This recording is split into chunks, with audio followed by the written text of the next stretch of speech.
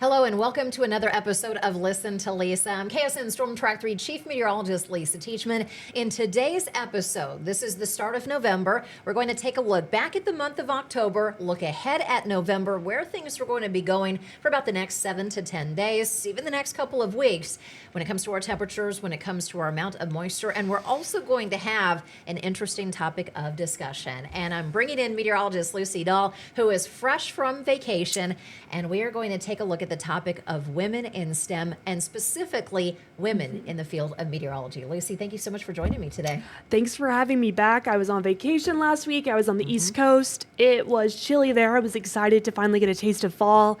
But I came back and it was cold here, Lisa. It was honestly colder than it was when I was in New York. My friend who was watching my cat texted me to let me know that my heat wasn't working. So I got that all taken care of. But not a fun thing to come back to. As we look at our trends for October here, that day that it was the coldest, that was the day my heat didn't work. So did you have any problems? No busted pipes or anything? It was not cold enough for that kind of thing, but did you have any issues? I didn't.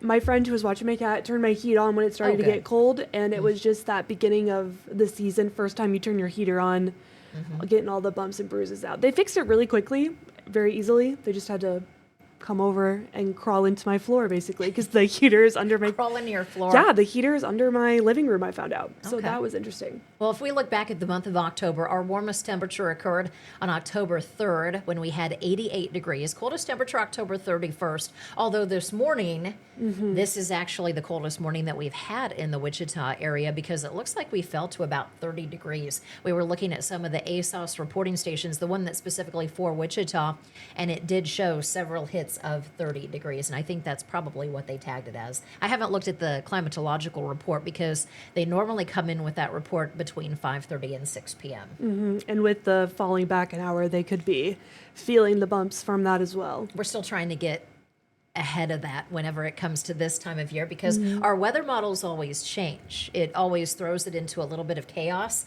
but it's actually a good thing when you go back to standard time because that means when the 0Z data comes in, we get it in earlier. An hour earlier. Otherwise, it's always you're waiting nice for that. Otherwise, you're waiting for it. All right, so the highest rainfall that we had for the daily rainfall occurred on October 7th when we picked up 1.47 inches of rainfall. Total rainfall for the month, 3.38 inches. And if you're hoping for a little bit more rainfall, this is not going to be the place to be. You're going to be just out of luck. We look back at our temperatures that we had today across the state, and this was actually record-breaking. Look at Northwest Kansas. Can you believe it? This is spring. Some would even say this is summertime here in Kansas. 84 Colby, 84 in Goodland, 82 in McCook. Wichita made it to the lower 60s. It was a little bit cooler over toward the Flint Hills. And of course, closer to the Kansas-Colorado state line, temperatures have been the warmest. And we'll take it. And you look at some of the records officially, Goodland and McCook. The record in Goodland, the previous record was 81 degrees, last set in 1931. Nearly 100 years ago. And in McCook, the previous was 80 degrees, last set in 2022. So not too long of a time from then to now for making this new record. And looking at our lows tonight across the state, we're going to be into the 30s, the 40s, the typical chill, not too bad. There may be a little bit of patchy frost farther to the north-northwest outside of town. And then highs for tomorrow, climbing 50s and 60s, will be around 70 degrees in Arc City, 67 in Wichita. So some of us are going to be warming up tomorrow. Some of us are going to be cooling down. It just depends on what side of the state that you're on compared to others, and we can thank this for this. It's actually a cold front that's moving through. Cold front is not going to have any moisture. It is not going to have any clouds to work with. The front goes through, and then we're basically going to see our wind start to turn around out of the south. This warm front crosses our path on Tuesday. This is going to allow temperatures to climb even more before another cold front comes through on Wednesday. So it's just like these fronts are going to be playing jump rope with us over the next few. Yeah, I always said that it's yo-yoing, but I like the jump rope. Jump rope, playing jump rope. And dry. In looking at all the different models when it comes to the GFS, when it comes to the European, there's a slight chance on Friday, eastern Kansas, outside of the KSN viewing area, maybe a few showers with another one of these fronts that comes through. but we may have to wait until November 13th through the 16th in that sweet spot right there. Yeah, we're just stuck in this pattern of dry air. Nothing's really pushing the moisture in. Everything that's coming through is bringing even more dry air in with it. And speaking of the drier air, I want to show you this because if you take a look at where the orange is where you're going to have the driest of the air, but where you have green, you have a little bit more moisture. Kansas, basically at the bottom of your screen, this is all moving around us to the north. So we have to wait for the moisture to build up. We have to wait for the right timing, and it probably will happen at the middle of this month before things start to change. This is going to be the activity from Friday across eastern Kansas that may produce a little bit of rainfall. So as for our temperatures over the next week, 63 is our average. We're above that until the end of next weekend. Another cold front is going to be moving through ahead of next weekend, and it's going to allow our temperatures to fall. And if we keep getting this colder air in, you time it out right, it's not going to happen here for the next 7 days, as you can see with the 7-day forecast. But if we can time some of this colder air in perfectly, then maybe, just maybe, during the 13th through the 16th, in that window, some parts of Kansas might see a little bit more snow. When you were out, did you know that one part of Kansas did have some snow? I did not know that. It was Bird City. It was up in northwest Kansas. And Bird City, what had basically happened was we had this storm system that came through, and then the wraparound portion of the storm system, this northwesterly flow, the instability that we had during the day popped clouds, it popped some showers. But the evaporation that it was occurring in the lower levels of the atmosphere was enough to cool the column, and it helped to produce some snow. And I guess you could say in northwest Kansas, we've already had our official first snowfall, and that came from video that was sent in by a weather watcher to the Goodland National Weather Service office. Dang. Isn't that something? In October. In October. It can happen. It can happen. It's not out of the norm up that way anyway, especially like you mentioned, that colder air wrapping around the low. But that was also interesting to see it happen at 4 o'clock the afternoon. I'm looking at radar and I'm saying, well, there's one spotty shower here, one here, one here. And you know that once you lose the daytime heating, once the sun sets, that chance of rainfall was just going to be gone because the low was exiting off to the east. But then when you see the report come in from Goodland National Weather Service that says, hey, we saw a weather watcher, we had enough cooling that occurred in the column due to evaporation that it produced just a little bit of snow. Dang, that's so cool. And people that are watching this podcast are probably going to comment saying, Lisa, you said the S word. You said the S word. Don't say the S word. It's that time of year, though. We're in November. I remember, when was it? 2023. We had that big snowstorm move in right after Thanksgiving. We had, gosh, how many inches? Like 7, 8, 9 inches of snow, something like that. Some of our crews got stuck in the snow. I remember my drive home was like triple how long it normally was that night. Yeah. And my mom was mad because I made her leave my house a day early. I made them leave on Black Friday instead of waiting till Saturday. But it was a good call. And then she saw how much snow came in and she goes, oh, I'm glad we left early. Yeah. It's like she didn't listen to me, that I'm a meteorologist or anything. One thing that you're probably not going to see a lot of over the next couple of weeks, once temperatures do start to cool off, will be more of the freeze warnings, the frost advisories. Some National Weather Service offices have ceased sending those out because it's already occurred. So once it's already occurred, it's done. It's not going to be reissued again. We had a freeze warning issued for south central eastern Kansas earlier today. Even though our temperature a few days ago did produce a little bit of frost, we were at that mark.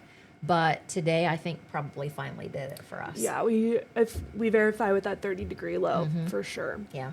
Well, Lucy, let's talk a little bit about our past when it comes to us in meteorology, because also, as you've been out, I have had a lot of young women that have been coming to the studios to take a look and take a tour around KSN and also see if meteorology is something that they want to do. And for me, it's something that I've wanted to do since I was 16, ever since I started interning here at KSN. And you eventually also found your path that directed you in this as well. And we always lay it out. You know, you got to study the science. You got to study a lot of the mathematics. And I'm probably going to ruffle a few feathers when it comes to today's episode because I have been in this business quite a few more years, a few more decades than you have, I've got to say. And the business was much different in the 90s and the early 2000s. And I'm really glad to see the changes that we have seen in our business to where you don't have all male weather teams, that you're starting to see a lot more women, because you go back to the time when I was looking for a job some 23 years ago after I graduated. I was ready to go, but a lot of times they would stick specifically with all males on the weather team. Or maybe they would sprinkle in one woman here, one woman there. Yeah. And then they would choose, do they want the blonde or do they want the brunette? And anybody who comes and shadows us, I always make sure that I let the girls know that things are much different now than they were 15, 25 years ago. Because as a kid, I remember turning on the TV and seeing nothing but men doing the weather. We've had women like June Bacon Bursey, the first female meteorologist in our business to hold the AMS seal. To pave the way for those of us in this business. And I think they did a survey a few years ago that when it comes to females that have a degree in meteorology, like Yes. both you and me, it's like 27, 28%. And I'm sure it's probably a little bit higher now than it was back then, Slowly but surely growing. slowly but surely. But if you look at chiefs like me, I only make up 8%. Which- Still really, really low. Every time a new female chief is appointed, I always see it all over Facebook of everyone giving them the shout out, giving them the accolades that they deserve for that, because it is such a rare thing. But we're seeing it more and more, I feel like, at least within my connections. So that's something exciting also. That's a major reason why I applied for this job. I mean, other than I grew up watching you in You Kansas did. City. You did. It was you and I think maybe one or two other women on air in that field. And in college, I'm trying to think back, I think there were maybe 2 other girls in the entire program that were going into broadcast meteorology. But overall, there was maybe 4 women in my entire program of maybe 50 that were going into weather at all. I remember being the only woman in most of my math classes once I got out of the basic intro calculus classes. In my Calc 3 class, I was literally the only girl in the entire class. Diffie Q was a little better because I made my best friend take the same class as me, but that's when we got smart and picked our classes together. But And also as a woman, as life goes on, things change. You may decide, well, you have children, and so you might not necessarily work in the field anymore because you want to spend time at home. Our business can be quite demanding when it comes to the hours, when it comes to severe weather coverage, that you try to find that balance. I know my husband and I, we've been married for 23 years now, and even just as a married couple, trying to find that balance so that way we both could get full-time jobs in what we both trained for, what we both wanted to do. And that's not always easy. And then you add in having kids too, and then it can make it a little bit more challenging. So that's why sometimes women may get their degree in a STEM field, but then they may not necessarily stay with it because of family circumstances that may take them in a different direction. And I'm not saying that that's bad or anything like that, but that certainly does happen. But not even children, also taking care of your parents as they become more That's true, elderly. too. Some women Yep. are the ones that take on that role. And if you're working your way up in your field, like let's say for an example, becoming a chief, that takes up way more time than being in my position right now, because you're doing so much outside of the job that I don't have to factor into my life right now. So that's something that goes into it as well. When we're seeing that growing population of females becoming chief meteorologists, Yeah. I think that's more equalizing the playing field across the board with men and women in the relationship stepping up and taking care of their families. It's interesting that you mentioned that about the things that you are doing.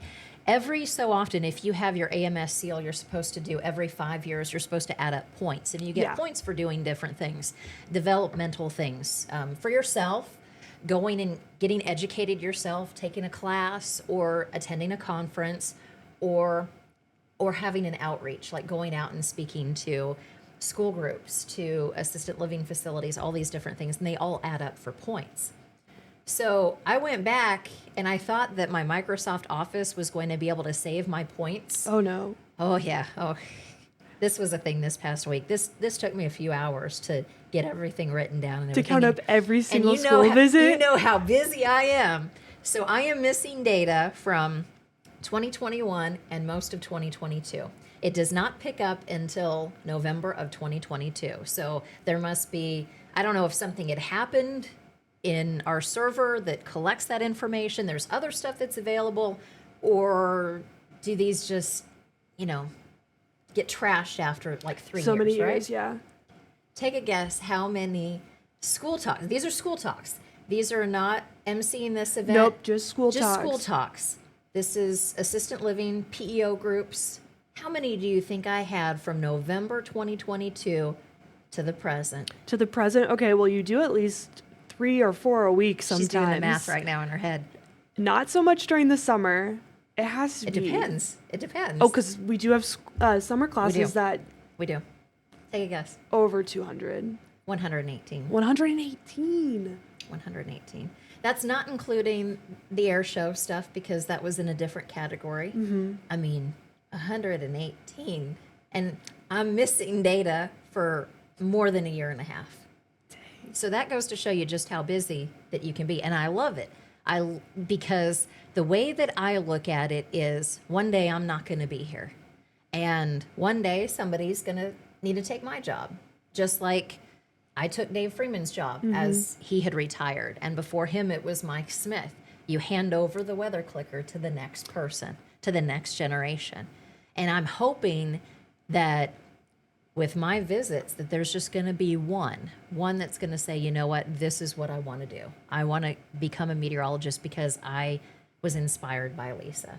Well, even when, just for example, when we were in the Hayesville Fall Festival Parade and we were walking, all these little kids were yelling, Lisa, Lisa, you came to my school. Yeah. You talked to my school. Yeah. And they were so excited to see you because they knew you. And also for myself, I remember there was a chief meteorologist in Kansas City who had a dog that he would bring with him. Gary Lezak. Gary Lezak to the school visits. And I remember his dog, Breezy at the time, coming with him. And she... Not Windy, not... I think it might have been Windy. Was it Windy? It was Windy or Breezy? Breezy. Yeah. One of the two, because now he has Sunny, correct? Yeah. All so. great dog names, weather-themed dog names. But his dog knew all the tricks. He said a tornado's coming, and she did a spin. That's so cute. And he goes, what do you do when a tornado comes? And he has a command he did, and she put her head with her paws over her head to protect her head. And I don't know, like, that was so cool to me. Even, I already liked weather at that point. I was already hooked. But see, for kids like that, things like that stick out. And the thing that I remember most is 5th grade, being able to take a tour right here of KSN and getting to meet Mike Smith. And I think that was just the universe saying, you know what, this is what you need to do. And who knows, maybe you have a little one, or maybe you're in your 20s, your 30s, your 40s. Do know that you can always go back and become a meteorologist. You can always go back and further your education and do what you want to do. Don't ever feel like you have to be locked into something. I've always had a philosophy that you always want to make sure that you're happy doing what you're doing. Yeah. And if you're happy, if you come into work and you're happy, you're never working a single day in your life. Never. I think that's a very good way to look at it. Mm-hmm. If you were to choose any other career, do you think it would probably be something in a STEM-related field? Oh, I would be a zookeeper. Zookeeper? Yeah. I could see that. I don't know, Baby Mars. I'm just obsessed with him. I just want to be Baby Mars, a zookeeper. But in general, that's one of the things that I wanted to do. I've always been interested in animals, science, the environment. I wanted to be an environmental journalist. That's what I originally applied for college as. Quickly changed the second I got to school. Yeah. Not good at the writing. Me, if I were to choose to do something else, which I'm quite happy with doing what I'm doing, but there's always been that part about being a lawyer. Really? I thought you were going to say architect. No, not an architect. No, that drafting class in high school did me in. Never again. No. Again. That was in the past, and it's going to stay in the past. No, but I think it would probably be something with contract law. Contract law, interesting. Yeah. Not environmental law? That could also be a possibility, too. But I think it would probably be more with contracts than anything. That's interesting because I took an environmental law class in college. And did you like it? I did, but the professor told us that most of what you're going to be doing is contract law because you're looking for all the things. So hand in hand. Should basically be it, kind of a thing. Yeah, no, it's being a lawyer. I have a friend who... He and I started at Wichita State the same day. Oh, fun. As another gal, Ashley. Ashley works up in Topeka. She's still in television. And Tyler went on, I think he went on the KU and went to their School of Law. Program, and he's practicing here. And so sometimes I'll ask him different questions, but I'm quite proud of him because he's worked his tail off to become the lawyer that he is now. So, yeah, I think I'd probably do something like that, but... Yeah, or emergency management. But again, Emergency management would be fun. that of course would be something that would be specific with Same meteorology. wheelhouse.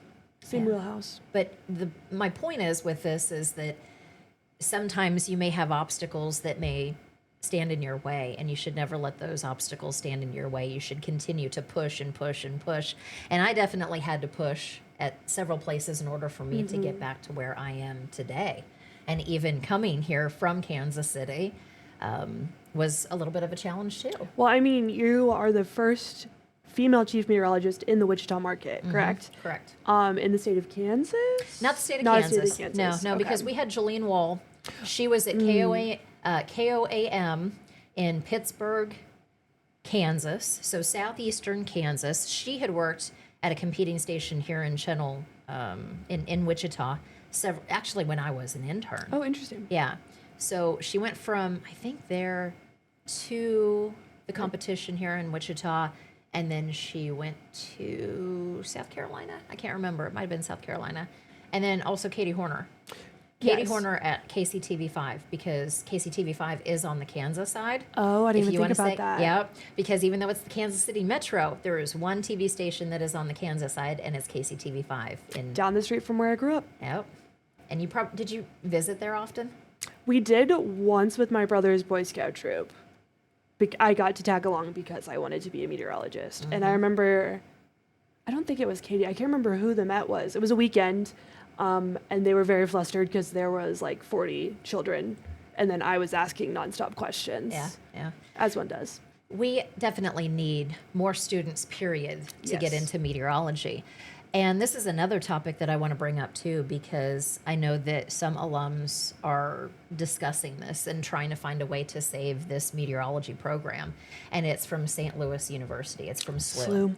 And the freshmen that have started will be able to finish and get his or her degree in meteorology, but they are not going to be accepting any new students into the meteorology program. They're basically looking at disbanding it. And that breaks my heart.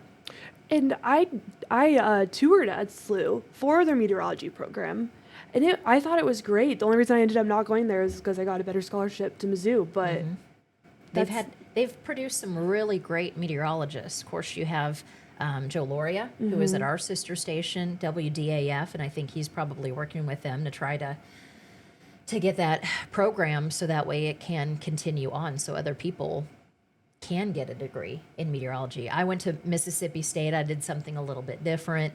I thought I was going to go to OU. same. I was ready to go. Of course, my dad would have disowned me.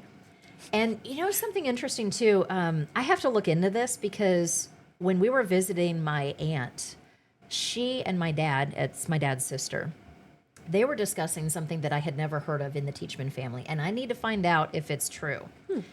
But my great-grandma, Neva Teachman, she graduated from Oklahoma State University. Now, Oklahoma State does not have a meteorology program. Usually the largest university in the state is going to have a meteorological program. Mizzou, you have that one that's SLU and St. Louis University. KU here, OU.